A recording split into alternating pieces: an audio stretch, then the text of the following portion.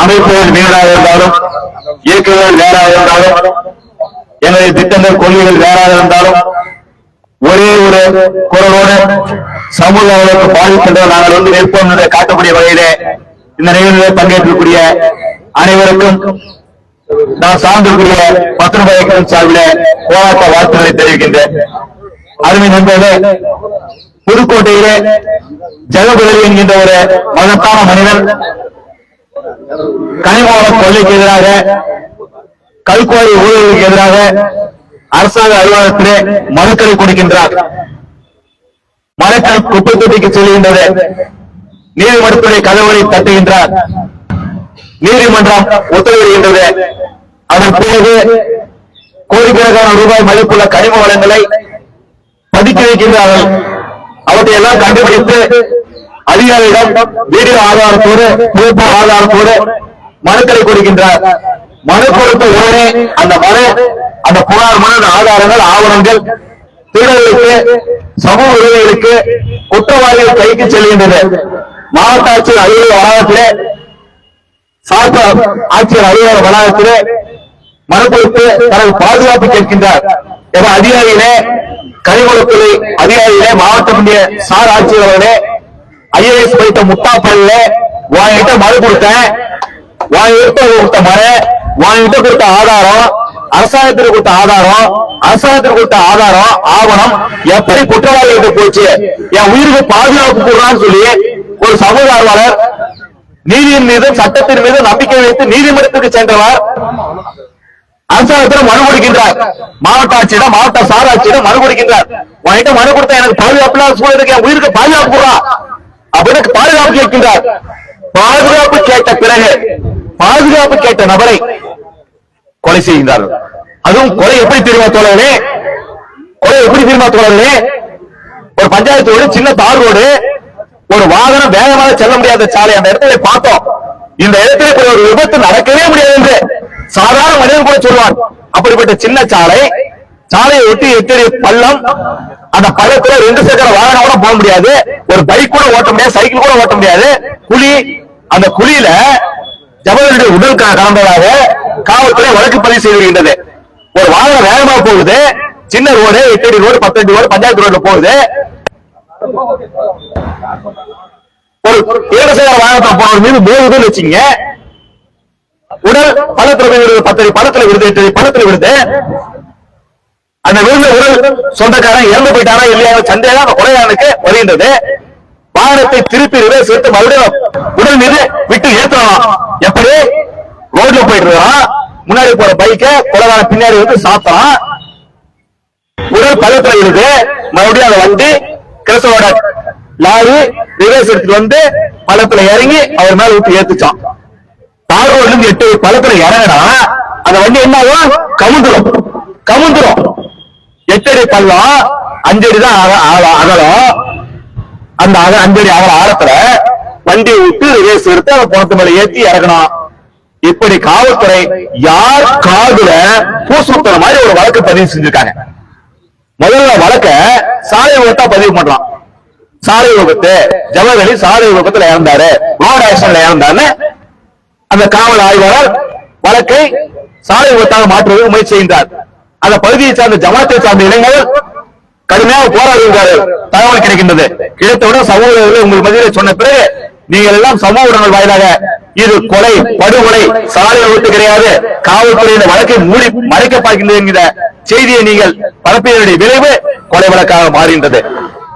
அதன் பிறகு இவர் மீது நம்பிக்கை இல்லாமல் சிபிஐ விசாரிக்க வேண்டும் என்கிற கோரிக்கையை வைத்த போது சிபிஐ வந்துதான் சொல்றான், காவல்துறை பதிவு செய்த வழக்கு பொய் வழக்கு. அந்த இடத்துல அப்படி ஒரு விபத்து நடக்க வாய்ப்பே இல்லை. குற்றவாளிகள் ஒப்புதல் வாக்குமூலம் கொடுத்தா சொல்றாங்க.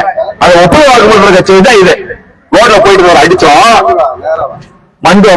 குளிர விழுந்துட்டாரு, செத்துறாரு சந்தேகம், வண்டி மறுபடியும் அவர் மேல் விட்டு ஏத்தி பார்த்தோம் அப்படின்னு கற்பனையான ஒரு ஒப்புதல் வாக்குமூலத்தை நம்முடைய தமிழக காவல்துறை, நம்முடைய முதலமைச்சர் அப்பாவோட நேரடி கட்டுப்பாட்டு தமிழக காவல்துறை வாக்குமூலத்தை பதிவு செய்து, ஏன் இப்படி ஒரு வாக்குமூலத்தை பதிவு செய்தார்னு பார்த்தா, அந்த காவல் ஆய்வாளர் ஜெகபதியை கொள்வதற்கு முன்பு அந்த ராசுகுட்டி கூட, அந்த ராசு கூட, கிறிஸ்தவ ஓனர் கூட அந்த கொலைக்காரங்க கூட அந்த திருட்டு பசங்க கூட பொங்கலப்ப 1 மணி நேரம் ரகசிய ஆலோசனையை ஏரிக்கரையில் நின்று செய்து கொண்டிருந்தார்கள்.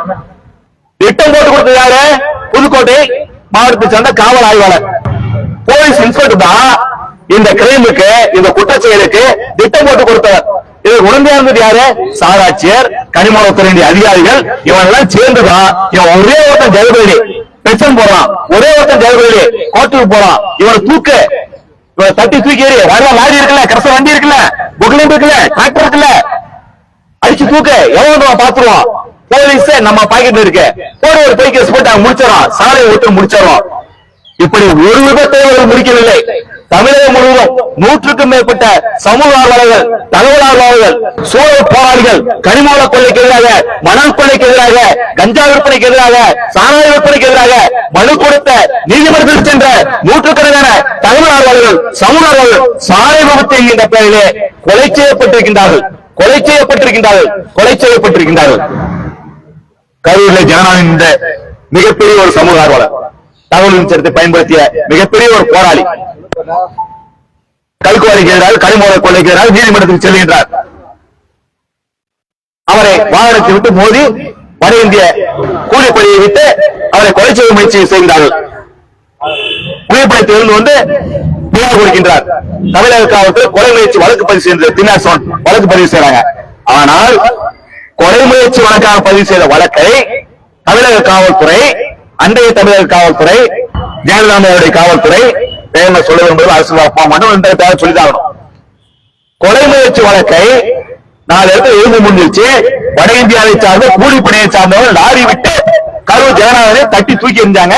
கொலை முயற்சி காவல்துறை கொலை முயற்சி வழக்கு பதிவு செஞ்சுட்டு அந்த வழக்கை சாதாரண காய வழக்காக 326 மாத்துறாங்க. மாத்திர பிறகு 9 ஆண்டு காலமா அந்த வழக்கு அப்படியே கிணத்துல போட்ட கல்ல அரவாக்குறிச்சி நீதிமன்றம் இருக்கு.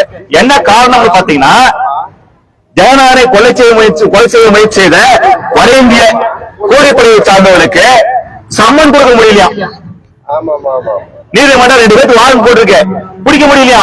தமிழக காவல்துறை எவ்வளவு மாணவர் கட்டு போய் திறமை இல்லாமல் செயலில்லாமல் இருக்கின்றது என்பது காரணம். எடுத்துக்காட்டு ஜெகநாதனுடைய கொலை முயற்சி வழக்கு. கொலை முயற்சி வழக்க காய வழக்கா மாத்தின குற்றவாளிகளை சம்மன் தர முடியல, வாரண்ட் கொடுத்திருக்கு, வாரண்ட் பிடிச்சு வர முடியல, வழக்கு அப்படியே கிடக்குது. அதன் பிறகு அதே ஜெகநாதனை அதே போன்ற ஒரு வாகன விபத்துல தட்டி தூக்கி எறிகிறாங்க. டெம்போ விட்டு, கிரசல் லாரி விட்டு அடிச்சு தூக்கி எறிகிறாங்க. கரூர் மாவட்டத்தை சார்ந்த பரமத்தினுடைய காவல்துறை சாலை விபத்து வழக்காக அந்த வழக்கை பதிவு செய்ய முயற்சிக்கின்றது. மரியாதைக்குரிய முருகன் போன்ற தோழர்கள் களத்தில் இறங்கி போராடிய விளைவு கொலை வழக்காக மாற்றப்பட்டது. இன்றைக்கு அந்த வழக்கு 12 மாத காலமாக அரவாக்குறிச்சி நீதிமன்றத்திலிருந்து கரூர் நீதிமன்றத்துக்கு வந்த வழக்கு காவல்துறையிடம் நீதிமன்றம் கேட்ட விவரங்களை கொடுக்காத விளைவாக கோர்ட்டுக்குள்ள விவரம் கேட்டிருக்கு. அந்த விவரத்தை போட்டா 10 நிமிஷம் கேஸ் நம்பர் ஆயிரும். கேஸ் விசாரணை தூக்கு தண்டனை கிடைக்க போது காவல்துறை குற்றவாளிகளை காப்பாற்றுவதற்காக குற்றவாளிகளுக்கு சாதகமாக 14 மாதமாக நீதிமன்றம் கேட்ட கேள்விகளுக்கு விவரங்களுக்கு தகவல் தராம வழக்கு நீதிமன்றத்துல கரூர் மாவட்ட நீதிமன்றத்துல பணம்ல கிடக்குது, அப்படியே கிடக்குது. அருமை நண்பர்களே, வேலூர்ல விக்ரம்குமார் ஒரு சமூக ஆர்வலர், தகவல் ஆர்வலர், 32 வயது இளைஞர் தன்னுடைய கிராமத்துல 10-11 கோடி ரூபாய் ஊழல் நடந்திருக்கின்ற என்ற ஆவணங்களை எடுத்துக்கொண்டு ஆதாரங்களை எடுத்துக்கொண்டு நீதிமன்றத்துக்கு போறார். நீதிமன்றம் உத்தரவிடுகின்றது, அந்த ஊராட்சி தலைவர் மீது ஒழுங்கு நடவடிக்கை எடுக்க வேண்டும், விசாரிக்க வேண்டும், மாவட்ட ஆட்சித்தலைவர் நேரடியாக விசாரிக்க வேண்டும் என்று உத்தரவிடுகின்றது. விசாரணை வரல. பைக்கை நிறுத்தி பேசிட்டு இருந்த தம்பி வெட்டி கொல்லப்பட்டிருக்கின்றார். அந்த வழக்கே காவல்துறை சாலை விபத்து வழக்காக மாற்ற முயற்சி செய்தது. நாம் தலையிட்டதால், சமூக தலையிட்டதால், சமூக ஊடகங்கள் தலையிட்டதால் கொலை வழக்காக மாற்றப்பட்டிருக்கின்றது. அருமை நண்பர்களே, இந்த 3 வழக்குகள் நாம் எடுத்துக்காட்டு சொல்லியிருக்கிறோம். நேற்றைய தினம் சிவகங்கை மாவட்ட ராதாகிருஷ்ணன் என்கின்ற சமூக ஆர்வலர் மணல் கொள்ளைக்கு எதிராக நீதிமன்றத்துக்கு சென்றவர் சமூக விரோதிகளால் கொலையிலேயே தாக்கப்பட்டிருக்கின்றார். உங்களுக்கு எல்லாம் தெரியும், திருச்சி மாவட்டத்தை சார்ந்த கிராம சபையிலே கேள்வி கேட்ட ராமச்சந்திரன் மாற்றுத்திறனாளி இளைஞர் ஏற்கனவே 2 கைகால்கள் ஊனமானவர், மன்னிக்கவும், ஏற்கனவே கால்கள் ஊனமானவரை 2 கையும் காலையும் உடைச்சு ஊனமானவரை ஊனப்படுத்தினார்கள். அந்த வழக்கு இன்று வரை இந்த காவல்துறையால் மூட்டை கட்டி வைத்திருக்கின்றார்கள். ஒரு சின்ன கேள்வி காவல்துறைக்கு, 100 நாள் தண்டனத்தை வாங்கி தர முடியும் நம்முடைய காவல்துறை, திறமையான காவல்துறை. ஸ்காட்லாந்து யார்டு போலீஸை விட மொத்தமா சொல்லுவாங்க, ஸ்காட்லாந்து யார்டு போலீஸ் தான் உலகத்திலே நல்ல போலீஸ், அதற்கு அடுத்த திறமையான போலீஸ் தமிழ்நாடு போலீஸ் சொல்லுவாங்க. ஆனால் ஸ்காட்லாந்து யார்டு போலீஸை விட திறமையான போலீஸ் தமிழ்நாடு போலீஸ் தான். இந்தியாவிலே 4வது பெரிய போலீஸ் தமிழ்நாடு போலீஸ் சொல்லுவாங்க. 4வது போலீஸ் போர்ஸ் ஸ்ட்ரென்த் வேணா இருக்கலாம், படை பலத்துல வேணா 4வது இடத்துல தான். திறமையில், அறிவியல் தமிழகத்துடைய காவல்துறை இந்தியாவிலே நம்பர் 1 போலீஸ். ஒரு எடுத்துக்காட்டு சொல்லிட்டுங்களா, நாமக்கல் மாவட்டத்துல நாமகிரிப்பேட்டைன்னு ஒரு ஊரு, ராசியூர்ல 10 கிலோமீட்டர் அந்தாண்டு இருக்கு, சேலத்துல 40 கிலோமீட்டர் தென்பகுதியில் இருக்கு. திருச்சி மாவட்ட சார்ந்த கொள்ளைக்காரர்கள், திருடர்கள் சேலத்துக்கு போறான், தமிழக அரசு வரி கட்டி டாஸ்மாக்ல போய் சரக்கு சாப்பிடுறான், சாப்பிட்டு வந்த பஸ்ல ஏறான், 30 கிலோமீட்டர் பயணிச்சு எந்த பஸ்ல போறேன்னே தெரியாம போதையில ராசிபுரத்துல இறங்குறான், அங்க மீண்டும் தமிழக அரசு வரி கட்டுறான். டாஸ்மாக் தான் என்ன, நம்ம டாஸ்மாக் தலைவர் இருக்காரா, டாஸ்மாக்ல போய் சாராயத்தை குடிக்கிறான், தமிழக அரசு வரி கட்டிட்டு வந்த பஸ்ல ஏறான், 10 கிலோமீட்டர் நாமகிரிப்பேட்டை போய் இறங்குறான். அங்க ஒரு தொழிலதிபர் வீட்டை பாக்குறான், தொழிலதிபர் கல்யாணத்துக்கு போயிட்டாரு, நம்மளுக்கு தெரிஞ்சு போச்சு, உள்ளார பின்வாசல் வழியா போறான், நம்ம ஈஸியா கதவு திறக்க தெரியுமில்ல, நாமெல்லாம் பூட்டு சாவி காணாம போச்சுன்னா கதவை திறக்கிறது கஷ்டப்படணும். திருடனால் மட்டும் திருடன் சொல்ற தமிழக அரசு கோபம் வந்துடும். திருடன் சொன்னா, குடியாரன் சொன்னா, கொலைகாரன் சொன்னா அரசாங்கத்துக்கு கோபம் வந்துடும். அவர் மது பிரியன் சொல்லணும், திருட்டு பிரியர், நகை பிரியர் சொல்லணும் சொல்லுவாங்க. ஆனா நாம மரியாதை கொடுக்கலாம். அந்த திருடனாளர்கள் பின்வாசல் வழியா கதவை தந்து உள்ளார போறாங்க. ஒரு 10,000 தான் காசு இருந்துச்சு. ரொம்ப கொலைகளில வீட்டுல ஆம்பளை போட்டு சாப்பிட்டாங்க. சாப்பிட்டுட்டு வெளியே வந்து அப்படியே சுத்தி பார்த்தாங்க. மாட்டு பண்ணா 30 மாடு கட்டி இருக்காங்க, தீவனம் மூட்டை அடுக்கி வச்சிருக்காங்க. பார்த்த உடனே நம்ம ஸ்கேன் மிஷின்ல, எக்ஸ்ரே மிஷின்ல, திருநெல்வேலி ஸ்கேன் மிஷின்ல, எக்ஸ்ரே மிஷின்ல வீட்டுல 10,000 தான் எடுத்துட்ட கோவத்துல வந்தவன் தீவன மூட்டையை பார்த்த உடனே ஸ்கேன் பண்ண உடனே அழகா தெரிஞ்சு போச்சு. உள்ளார 160 பவுன் நகை, ஒரு மூட்டையில ஒளி வச்சிருந்தத, மூட்டையில தீவன மூட்டையில மாட்டுக்கொட்டாயில வெளியே ஓபன் பிளேஸ்ல திறந்த வெளியில அந்த தொழிலதிபர் தீவன மூட்டை கூட 160 பவுன் நகை ஒளி வச்சிருந்த நம்ம திருநா ஸ்கேன் பண்ணாரு. அந்த ஒரே ஒரு மூட்டை தான் இருக்கான், 100 மூட்டை அடுக்கி வச்சிருக்கு, ஒரே ஒரு மூட்டை அழகா இருக்கிறான். உள்ளார 160 பவுன் எடுத்துட்டு போயிட்டான். இந்த திருடனை யாருன்னே தெரியாது. ஏன்னா திருடனுக்கு எந்த ஊர்ல திருடனே தெரியாது. அவன் போய் இருக்கான்ல, எந்த ஊர் போனே தெரியாது அவனுக்கு. ஏன்னா திருடன் திருச்சி மாவட்டத்தை சார்ந்தவன். இந்த திருடனை எப்படி கண்டுபிடிக்குது? நான் சொல்றது சிசிடிவி இல்லாத காலத்துல, சிசிடிவி இல்லாத காலத்துல இந்த திருடரை, இந்த திருட்டு பிரிவுகளை, நகை பிரிவுகளை தமிழக காவல்துறை எப்படி கண்டுபிடித்தது? திருச்சி சிறையில இவர்கள் வேறு வழக்கில் கைதாகி இருக்கின்றார்கள். காவல்துறை பெருமையை நம்ம சொல்லணும் இல்ல, காவல்துறை நம்ம திட்டிட்டே இருக்கோம்ல, இன்னைக்கு வந்து பெருமையை சொல்லலாம். ஏன்னா காவல்துறைக்கு நம்ம ஒருத்தம் வந்து எப்ப பார்த்தாலும் போலீஸ் திட்டம்ல இன்னைக்கு பெருமையை சொல்லலாம். திருச்சி சிறையில் இந்த திருடர்கள் தூங்கி கொண்டிருக்கிறார்கள், மற்ற சிறை கைதிகளோடு பேசி கொண்டிருக்கின்றார்கள். சொல்றாங்க 160 பவுன் பணம் திருநாடா இந்த போலீஸால கண்டுபிடிக்க முடியுதா? வெறும் அரைப்பவுன் தாலி அடிச்சதுக்கு கொண்டு ரிமாண்ட் பண்ணாங்க பயிலுங்க. இன்னைக்கு வரைக்கும் 160 பவுனை இந்த போலீஸால கண்டுபிடிக்க முடியாது தெரியுமா? அப்புறம் திருடர்கள் ஒப்புதல் வாக்குமூலம் தராங்க. தருகின்ற பொழுது இந்த திருட்டு வழக்கில் சம்பந்தப்பட்டு, வேறு திருட்டு வழக்கில் சம்பந்தப்பட்டு திருடோடு திருடலாக உறங்கி கொண்டிருந்த சிறையில் இருந்த ஒரு காவல்துறை அதிகாரி திருடர்களை கண்டுபிடிக்கிறதுக்காக திருடனாவே மாறி திருட்டு கேஸ்ல அடையாளத்தை மாத்திக்கிட்டு, பேரை மாத்திக்கிட்டு, ஆன் டியூட்டியில் இருந்தாலும் கூட திருடனாக, உளவாளியாக, சிஐடியாக காவல்துறை அதிகாரி ஜெயில போய் கஷ்டப்பட்டு திருடோடு படுத்துக்கொண்டு திருட்டு கேஸ்ல படுத்திட்டு அவர்கள் வாங்கிய செய்தியை வைத்து அந்த திருடர்களை காவல்துறை ஜாமீன்ல எடுத்து, திருடனை போலீஸை ஜாமீன்ல எடுத்து தூக்கிட்டு போய் விசாரிக்கிறவங்கள விசாரிச்சாங்க. 160 பவுன் கண்டுபிடிச்சாங்க. கை தட்டலாமே, கை தட்டலாமே.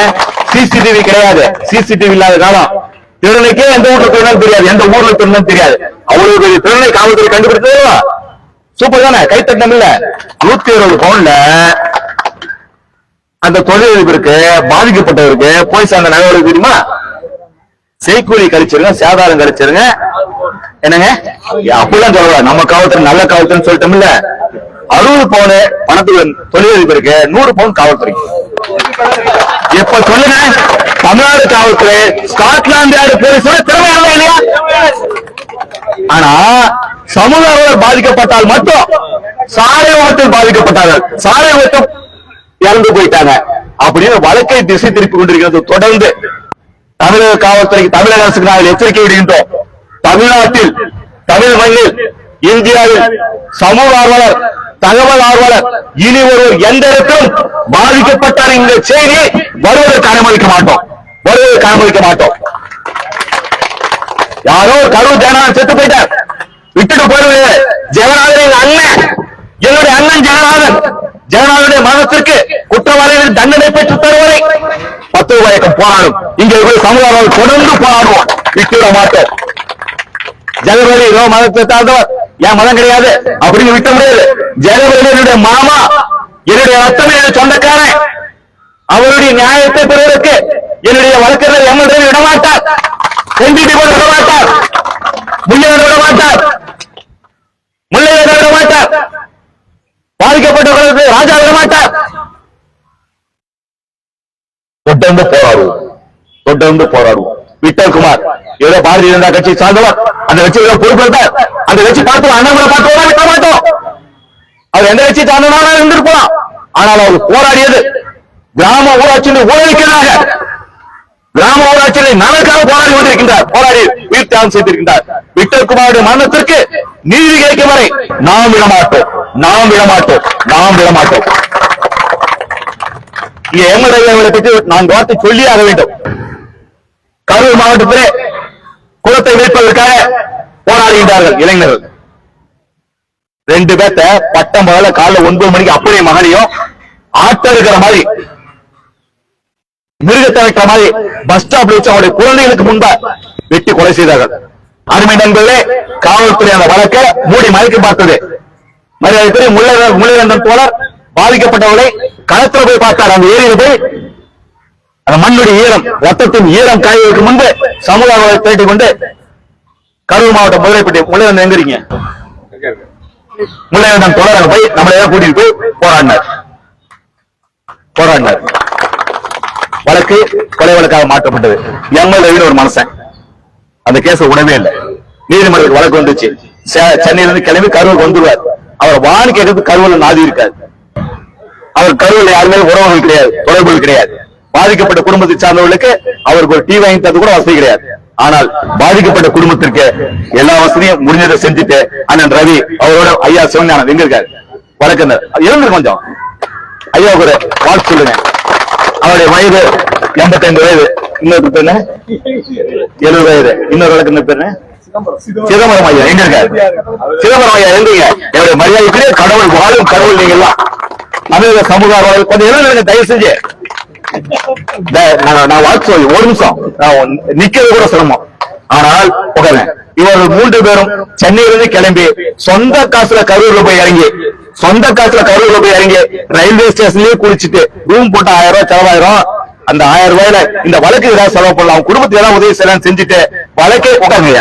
தயவு செஞ்சு உட்காருங்க, தப்பாடுது. என்ன பேர் சொல்லுங்க? தனசேகர் ஐயா கூட தனசேகர் ஐயா கூட போவாரு, இன்னும் நண்பர்கள் கூட போவாங்க. போய் ரயில்வே ஸ்டேஷன்ல பொது தரிப்பிடத்துல குளிச்சுட்டு தயாராயிட்டு நீதிமன்றத்துக்கு போய் வழக்கு நடத்தி அந்த இரட்டை கொலை வழக்கில் இரட்டை ஆயுள் தண்டனை பெற்றுக் கொடுத்தார்கள்.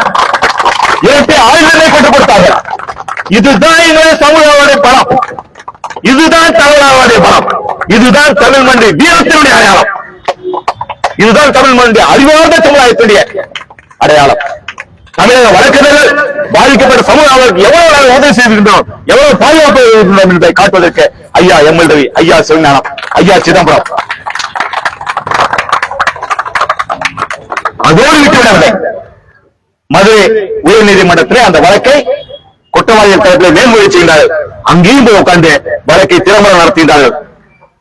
பேரம் பேசுறாங்க, 1 கோடி ரூபாய் வாங்கிக்கங்க, மதுரை பத்திரம் வராதிங்க, மயிர் காசு தேசத்துக்கு இனிமேல் எவ்வளவு ஜெயிலுக்கு சொல்லிட்டு இரட்டை ஆயுள் தண்டனையை கடந்த மாதம் சென்னை உயர்நீதிமன்றத்துடைய மதுரை கிளையில உறுதி செய்ய வைத்திருக்கிறார்கள். நம்முடைய வழக்கினர் போர்கள் நீதியை நிறைவேற செய்திருக்கிறார்கள். உச்சநீதிமன்றம் மகிழ்ச்சி, நன்றி நன்றி நன்றி, கோடான நன்றி. இறந்து போன ஆத்மாக்கள் நிச்சயமாக சாந்தியடைய வாழ்க்கை. அருமை நண்பர்களே, என்ற வழக்கினர் மதுரையை சார்ந்தவர் தொடர்ந்து கரூர் ஜெயநாதன் வழக்கிலே உறுதியாக நின்று கொண்டிருக்கிறார். புதுக்கோட்டை ஜெயமலை வழக்கிலே உறுதியாக நின்று போராடி கொண்டிருக்கின்றார். அவரோடு நாம் எல்லாம் இருந்து கொண்டிருக்கின்றோம். கேப்டன் வீட்டுக்கு வந்தோம்ல, கடந்த மாதம் அவருடைய வீட்டுக்கு சென்றிருந்தோம். ஏறக்குறைய 300க்கும் மேற்பட்ட சமூக சூழல் போராளிகள் அவருடைய இல்லத்திற்கு வந்து ஜெகபதியின் குடும்பத்திற்கு சொன்ன ஒரு செய்தியை, ஜெகபதி ஒருவர் இறந்து விட்டார் என்று நினைத்தோடாக அவருடைய சொந்தங்கள், ரத்தங்கள், உறவுகள் நாங்கெல்லாம் ஓடி இருக்கின்றோம் சூழல் போராளிகள், தகவல் போராளிகள், சமூக ஆர்வலர்கள் அனைவரும் இணைந்து ஜெயமணி படுகொலைக்கு நியாயம் கேட்டு தொடர்ந்து போராடி இருக்கின்றோம். அருமை நண்பர்களே, இதெல்லாம் நமக்கு விடுக்கக்கூடிய எச்சரிக்கை. ஒரு வண்டி ஓட்டக்குள்ள, பைக் ஓட்டக்குள்ள ஹெல்மெட் போட்டு ஓட்டுறது நமக்கு தெரியுமில்ல, கார்ல உட்காந்து சீட் பெல்ட் போடணும் தெரியுமில்ல, கார் வாங்கணும் இன்சூரன்ஸ் போடணும் தெரியுமில்ல. சமூக தயவு செய்து மிகப்பெரிய விஷயங்கள் இருக்கின்ற பொழுது, மணல் கொள்ளை, கனிமூல கொள்ளை, மதுவுக்கு எதிரான போராட்டங்களை இருக்கின்ற பொழுது தனி மனிதனாக தயவு செய்து எடுக்காதீர்கள். தனி மனிதனாக இந்த போராட்டங்களை கையில் எடுக்காதீர்கள். இன்னைக்கு கரூர் மாவட்டத்துல, புதுக்கோட்டை மாவட்டத்தில் கனிம வளம் கொள்ளையடிக்கப்படுகிறதா? புதுக்கோட்டையில் வெட்டி எடுக்கப்பட்ட கனிம வளம் புதுக்கோட்டையில் பயன்படுத்தப்படவில்லை. திருச்சியில, தஞ்சையில, சேலத்துல பயன்படுத்துறாங்க. கர்நாடகாவுக்கு கடத்தப்படுகிறது, ஆந்திராவுக்கு போகுது, கேரளாவுக்கு போகுது, மாலத்தீவுக்கு போகுது, வெளிநாடுகளுக்கு போகுது. ஒரு சின்ன கேள்வி மனசுல எழுப்பீங்க. கரூர்ல ஜெயபலி ஊர்ல வெட்டி எடுக்கக்கூடிய கனிம வளம், அந்த ஊர் கிராம நிர்வாகிய தெரியாம வெட்டி எடுக்கப்படுதா? அந்த ஊர் ஆலைக்கு தெரியாதா?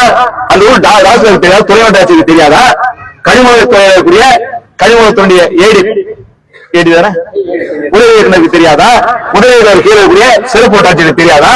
வருவாய் ஆய்வாளருக்கு தெரியாதா? அந்த ஸ்பெஷல் டீம் அவங்களுக்கு தெரியாதா? இவங்க எல்லாம் தெரியாம தான் வெட்டி எடுக்கப்படுதா? சரி, புதுக்கோட்டையில வெட்டி எடுத்துட்டாங்க. வெட்டி எடுத்த கனிமவளத்தை என்ன மஞ்சள் பையில மறைச்சு எடுத்துட்டு போறாங்க? அது என்ன கஜாவா அபினா பையில மறைச்சு எடுத்துட்டு போட்டு லாரியில, கண்டெய்னர் லாரியில மிகப்பெரிய கனரக வாகனம் எடுத்துட்டு வராங்க. புதுக்கோட்டையில் அந்த வண்டி பெங்களூருக்கு போகுதுன்னா, ஆந்திராவுக்கு போகுதுன்னா என்ன ஆகாயத்திலே போகுது. புதுக்கோட்டையை தாண்டி, திருச்சியை தாண்டி, நாமக்கலை தாண்டி, சேலத்தை தாண்டி, கரூர், தர்மபுரியில கிருஷ்ணகிரி வழியா டோல்கேட் தாண்டி, ஜூஜுவாடி கணவாயை தாண்டி, டோல்கேட் தாண்டி தானே போகுது. இடையில எங்கேயுமே வணிக வரித்துறை இல்லையா? ஜிஎஸ்டி துறை இல்லையா? இடையில வருவாய்த்துறை இல்லையா? காவல்துறை இல்லையா? கனிமவளத்தை பாதுகாக்கக்கூடிய அரசு ஊழியர்கள் இல்லையா? ஸ்பெஷல் போர்ஸ் இல்லையா? சிஐடி இல்லையா? உளவுத்துறை இல்லையா? உள்ளுறவுத்துறை இல்லையா? இவன் எல்லாரும் தெரியாம போதா? இங்க எங்கேயுமே எதிர்கட்சியாளர் செத்து போயிட்டானா? எதிர்கட்சியாளர் செத்து போயிட்டானா? இங்க எங்கேயுமே லைவ் டிவி இல்லாம போயிடுச்சா? லைவ் வீடியோ இல்லாம போயிடுச்சா? பேப்பர் எல்லாம் போயிட்டாங்க, டிவி கேமரா எல்லாம் போயிட்டாங்களா? இங்க எங்கேயுமே சமுதாயம் எல்லாம் போயிட்டாங்களா? யோசிச்சு பாருங்க. எல்லா பயிர்களுக்கும் தீட்டு பயிர்கள் மாமூல் கொடுத்து தான் இந்த கனிமூலம் கடத்தப்படுகின்றது. தேர்தவனே கூட்டு செய்து கூறல, தீரனை கண்டுபிடிக்கக்கூடிய, சட்டத்தின் மீது நம்பிக்கை இருக்கக்கூடிய, அவனுக்கு தண்டனை வாங்கி கொடுக்கக்கூடிய நாம் தனியாக இருக்கின்றோம். நாம தனியா இருந்தா அவன் நினைக்கிறான் ஒரு ஜெயபலி பெட்ஷன் போட்டுருக்க, ஒரு ஜெயபலி கோர்ட்டுக்கு போயிருக்க, தட்டி தூக்கி நினைக்கிறான். அந்த நினைப்புக்கு நாம சாகுமொழி அடிக்கணும். ஒரு ஜெயபலி கிடையாது, இங்க ஆயிரக்கணக்கான ஜெயபலி இருக்கும், ஆயிரக்கணக்கான விட்டகுமார் இருக்கும், ஆயிரக்கணக்கான ஜனநாயகம் இருக்கும். அப்படின்னு காட்டும். உங்க ஊர்ல கனிமூல கொள்ளை போகுதா? 10 ரூபாய்க்கு சொல்லுது. கனிமூல கொள்ளை எல்லாம் எடுக்காதீங்க, மணல் கொள்ளை எல்லாம் எடுக்காதீங்க, 10 ரூபாய்க்கு வராதுன்னு சொல்லுது. நீங்க யாராச்சும் எடுக்க ஆசைப்படுறீங்களா? எடுங்க, நாங்க கூட வரோம். நேரில் வர மாட்டோம். உங்களுக்கு பெட்ரோல் போடுறோம், உங்களுக்கு ஆர்டி போடுறோம். எவ்வளவு போடணும்? வாஸ்து 3500 போட்டோம்ல, எவ்வளவு வேணாலும் போடலாம். கனிமூல கொள்ளை எடுக்கிறீங்களா? முதல் ஒரு 50% தமிழ்நாடு முழுசுந்து சமூக அவர்களுக்கு மனு கொடுங்க. கொடுத்துட்டு 51% உங்க பெட்ரோல் மட்டும் திருநாக்கு ஒரு எண்ணம் தோணும். 50 பேர் பெட்ரோல் போடுறான், 51% தான் உள்ளூர்காரன் போட்டுருவான். இந்த உள்ளூர்காரன் உதைச்சா, ஜெயபலியை உதைச்சா, ஜெயலலிதா உதைச்சா, விட்டல்குமார் உதைச்சா, முன்னாடி 50 பேரும் விடாம பெட்ரோல் போடுவான். இவனை உதைக்கிறதே வேஸ்ட். அதிகாரிகளை பார்ப்போம், அதிகாரிகளை கொடுத்துருவோம். நம்ம ஆபீசருங்க நம்ம கிட்ட வாங்கி குடிச்ச நாய்ங்க இவன் அதிகமா கொடுத்துருவோம் நினைப்பானே தவிர நம்மளை அடிக்கணும் என்ன வரவே வராது. அது ஒரே ஒரு விஷயம். என் நம்பர் அப்படியே குறிச்சிங்க, என்னுடைய செல் நம்பர் குறிச்சிங்க. 9446757801. தமிழ்ல சொல்லிடுறேன். 9446757801. 9446757801. அப்படியே வாட்ஸ்அப் பண்ணுங்க. எங்க ஊர்ல மனு போடணும், ஒரு 50 பேர் வேணும்னு கேளுங்க. ஒரு வாட்ஸ்அப் லிங்க் தருவேன், போங்க. எங்க ஊர்ல மனு போடணும் வாங்கன்னு கேளுங்க. 50 பேர் இல்ல, 1000 பேர் வருவாங்க. கொடுங்க. உங்களுக்காக சொந்த செலவுல சொந்த திமிழ் அனுப்புவாங்க. கடவுளே வந்தாலும் இவங்களை வேலைக்கு வாங்க முடியாது. ஏன்னா யார் மூஞ்சுமே எனக்கு தெரியாது, எனக்கும் தெரியாது, யாராலையும் கண்டுபிடிக்க முடியாது. அவங்க ஊர்ல போய் புதுக்கோட்டை திருடன், புதுக்கோட்டை கனிமூல கொள்ளக்காரன், கன்னியாகுமரியில போய் எங்க அக்கா ரமாதேவி கிட்ட ஏமா பெட்ரோல் போட்டேன்னு கேட்டுச்சுன்னா, ரமாதேவி பிரிச்சு மேஞ்சிரும். வசந்தாக்கா மீஞ்சூர்ல இருந்து வசனாக்காவ யாரா தொட்ட முடியுமா? புதுக்கோட்டைக்கான மீஞ்சூர்ல இருந்து எங்க அக்கா வசனாவை தொட்டுவானா? உயிரோவியம் இருக்கிறது என்ன வெயிட் இருக்கிறீங்க? உயிரோவியம் 43 கிடையாது, கம்மி தான். என்ன வெயிட் இருக்கிறீங்க? 42 கிலோ வெயிட் தான். அழுத்து போட்டா ஒரு வருஷத்துக்கு ஆக மாட்டான். ஆனால் உயிரோவியனுடைய பிரச்சனை, உயிரோவிய பேப்பர் பேனாவை புடுங்கிறதுக்கு கட்டவுடாக கூட முடியாது, விலை கொடுத்து வாங்க முடியாத போராளி உயிரோவியன். ராஜா பாதிக்கப்பட்ட ஒரு கழகம், உன்னை தொட்ட முடியுமா? விழுப்புத்தவங்க எவ்வளவு பெரிய போராளிகள் நம்மோடு இருக்கின்ற பயன்படுத்திங்க. எவன் தொட்டுவான்னு பாத்துருவோம். ஹெல்மெட் தான், இதுதான் இன்சூரன்ஸ், இதுதான் சீட் பெல்ட் போட்டுங்க, பாத்துக்குவோம். வரட்டும் வந்துதான் பாக்கட்டும். நான் டவுன் பஸ் வந்துட்டு இருக்கிறேன். சென்னைக்கு நான் மட்டும் ரயில் ஏறி வந்தேன், லைவ் மேப் போட்டு தான் வந்தேன், வரேன்னு சொல்லிட்டு தான் வந்தேன். போகக்கூடிய நாளைக்கு காலையில சேத்பட்ல பயிற்சி வகுப்பு இருக்கு. நாளைக்கு சேத்பட்ல லேகி வித்துட்டு தகவல் சட்டம் நல்ல சட்டம் இருக்கு, ஆட்சியில் ஒரு நல்ல சட்டம் இருக்கு, மக்களை பயன்படுத்துங்க. வெறும் 10 ரூபா செலவுல கவர்னரை கேள்வி கேட்கலாம், வெறும் 10 ரூபா செலவுல அப்பாவை கேள்வி கேட்கலாம், வெறும் 10 ரூபால மோடியை கேள்வி கேட்கலாம், வெறும் 10 ரூபாயில ஜனாதிபதியை கேள்வி கேட்கலாம், வெறும் 10 ரூபாயில கவர்னர் மாதிரி ஆய்வு செய்யலாம். யாருங்க கவர்னர் ஆய்வு பண்ண யாருங்க? எங்க பேர் என்ன? Roman sir. அப்படியே தம்பி பாத்துங்க, ஒரு வணக்கம் சொல்லுங்க. வணக்கம் சொல்லுப்பா. அவரை காட்டுங்க, ஒரு வணக்கம் சொல்லுங்க. கவர்னர் மாளிகை இந்தியாவிலே முதல் முறையாக ஆய்வு செய்த கல்லூரி மாணவர், கல்லூரியில படிக்கக்குள்ள கவர்னர் மாளிகை போய் ஆய்வு செஞ்சார். என்னத்தீங்க? வெறும் 10 ரூபாயில இந்த சட்டத்தை மக்கள் மத்தியில், சாமானிய மக்கள் மத்தியில், பாமர மக்கள் மத்தியில் கொண்டு செல்லக்கூடிய பணியை மட்டும் 10 ரூபாய் இயக்கம் செய்து கொண்டிருக்கின்றது. எந்த ஆளும் நாங்கள் அரசியலுக்குள்ள போக மாட்டோம், அரசியல் தேர்தலுக்குள்ள போகவே மாட்டோம், உங்க கூட இருப்போம். நாங்க உங்களுக்கான பி டீம். தமிழ்நாட்டுடைய சமூக ஆர்வலர்களுக்கு, தமிழ்நாட்டுடைய தகவல் ஆர்வலர்களுக்கு, தமிழ்நாட்டுடைய கனிம வள கொடுமைக்கு எதிராக போராடி கொண்டிருக்கிற சூழல் ஆர்வலர்களுக்கு, மனித உரிமை போராளிகளுக்கு 10 ரூபாய் இயக்கம் பி டீமாக இருப்போம். என்றைக்கும் எங்களோட அண்ணன் எம் ரவி போன்றவர்கள் நாம் இருக்கின்றோம் என்ற செய்தியை சொல்லி, அருமை நண்பர்களே, சிங்களாதான் போகுமா? படத்துல தப்பா சொல்லியிருக்காங்க. எந்த சிங்கமும் சிங்கிளா காட்டுல வாழ்ந்ததில்லை. சிங்கம் குடும்பத்தோடு வாழும், இனத்தோடு வாழும், எல்லா ஜீவராசியோடும் சேர்ந்து வாழும். அதெல்லாம் சிங்கம் காட்டின் தலைவராக பார்க்கப்படுகின்றது. ஒவ்வொரு சமுதாயமும் சிங்கம் தான். எல்லாத்துக்கும் சேர்ந்து வாழ்வோம், எல்லாத்துக்கூடையும் சேர்ந்து வாழும். எல்லா சமுதாயங்களோடும், எல்லா அமைப்புகளோடும், எல்லா இயக்கத்தை சார்ந்தவர்களும் தேர்தலில் போட்டியிடாத, ஓட்டுக்கு காசு கொடுக்காம தேர்தலில் போட்டியிடக்கூடிய கட்சியிலே நம்ம கூட சேர்த்துக்குவோம். அவரே கட்சி வச்சிருக்காரு அப்படிதான் நினைக்காதீங்க. என்ன கட்சிங்க? தேசிய மக்கள் சக்தி கட்சி. இது யாருடைய கட்சின்னு பாத்தீங்கன்னா, ஐயா எம்.எஸ். உதயமூர்த்தியோட சிசிய பிள்ளைகள். அவருடைய கொள்கைகளை மக்களிடம் கொண்டு செல்வது ஒரு கட்சி வச்சிருக்காரு. இவங்க ஓட்டு காசா தர போறாங்க, அதாவது இவங்களை கட்சி பட்டியல் சேர்க்கிறாரு. இவர்களும் சமூக அக்கறை கொண்ட சமூக ஆர்வலர் தான். அதனால் நாம ஒவ்வொரு இணைந்திருக்கின்றோம், ஒரு செய்தியை சொல்கின்றோம். 10 ரூபாய் இயக்கம் தமிழகத்துடைய சமூக ஆர்வலர்களுக்கு எந்த இடத்துல பெற்றால் வந்து நிற்போம், விடமாட்டோம்.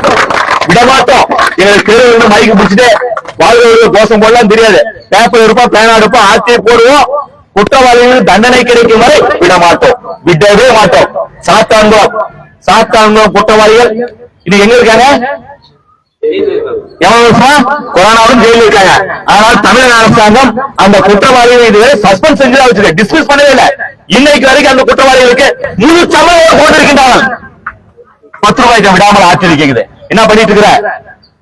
எப்படி அந்த குற்றவாளிகளை சஸ்பெண்ட் பண்ணாம முழு சம்பளம் கொடுத்துட்டு இருக்க? ஏன் ஆசை? இவருடைய வரிப்பணத்தை கொலை குற்றவாளிகளுக்கு, இரட்டை கொலை குற்றவாளிகளுக்கு, சாமானிய மனிதனை, பாமர மனிதனை லட்சிய உள்ளார விட்டு ஆட்டாத குற்றவாளிகளுக்கு, மனிதனை விட்ட மிருகங்களுக்கு ஏன் வீட்டு காசை முழுச்சமா முட்டிட்டு இருக்கிறீங்க? அப்படியே கேள்வியை தகவல் தொடர்ந்து கேட்டுக்கொண்டிருக்கின்றோம். தொடர்ந்து மனுக்களை கொடுத்துக் கொண்டிருக்கின்றோம். அடுத்து விட மாட்டோம். ஏற்கனவே ஒரு காவல் ஊழியர் இறந்து போனார், சாத்தான்குளம் குற்றவாளி ஒருவர் இறந்து போனார். அவருடைய பிள்ளைகளுக்கு கல்வி இறைக்குள்ள வேலை கொடுத்திருக்காங்க. யோசிச்சு பாருங்க, இந்த அரசாங்கம், இந்த ஆட்சியாளர்கள் எவ்வளவு மனிதநேயமற்ற மிருகங்களாக இருக்கின்றார்கள். போன ஆட்சியில் நடந்துச்சு, இவங்க மாறி மாறி அறிக்கை கொடுத்தாங்க. நம்முடைய மரியாதைக்குரிய காந்தியவாதி ராமதாஸ் கொஞ்சம் வருத்தப்பட்டு கூட சொன்னேன், ஆட்சி மாறிச்சுன்னா மாறிடுமா நினைக்காதீங்க. ஆட்சி மாறினா காட்சிகள் மாறாது, காட்சிகள் தான் மாறும், எந்த மாற்றமும் வராது. தொடர்ந்து போராடி கொண்டிருக்கோம். சாமானிய மனிதருக்கு பாமர மக்களுக்கு சட்டத்தை கையில கொடுத்தா மட்டும்தான் விடி கிடைக்கும். சாமானிய மனிதர்கள் தேர்தலை போராட வச்சாதான் விடி கிடைக்கும். போராடக்கூடிய மனிதர்கள் நாம பாதுகாப்பாக இருக்கணும் நிலைமையை உருவாக்கினாதான் மாற்றம் இந்த தமிழ் மண்ணில் உருவாகும். தமிழக அரசுக்கும் காவல்துறைக்கும் மீண்டும் ஒரு செய்தி சொல்கின்றோம். இனி தமிழக மண்ணில், இந்திய மண்ணில் தகவல் ஆர்வலர், சமூக ஆர்வலர், கனிமூல கொள்ளைக்கு எதிராக போராடக்கூடிய சூழல் போராடி மனித ஆர்வலர் மீது தாக்குதல் என்பது செய்தி இல்லாத நிலைமையை தமிழக அரசாங்கம், தமிழக காவல்துறை உருவாக்க வேண்டும் என்கின்ற கோரிக்கையை உங்களின் வாயிலாக, இந்த போராட்டத்தின் வாயிலாக முன்வைக்கின்ற வாய்ப்புக்கு நன்றி. நன்றி, வணக்கம். நன்றி. அப்படியே உட்காந்துங்க, உட்காந்தே கோஷம் போறோம்.